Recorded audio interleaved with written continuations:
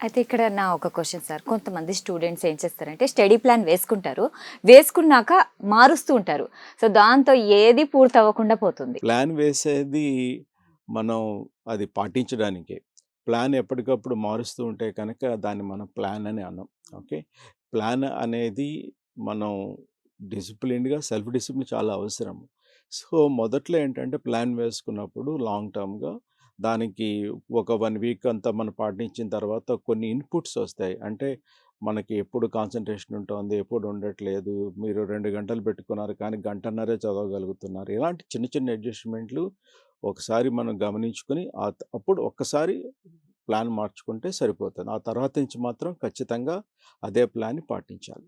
బ్రెయిన్‌కేంటంటే మనం కొద్ది రోజులు పాటిస్తే అది ఆటోమేటిక్‌గా బ్రెయిన్‌కి అది నచ్చుతుంది. మొదట్లో నచ్చదు కానీ తర్వాత నచ్చుతుంది.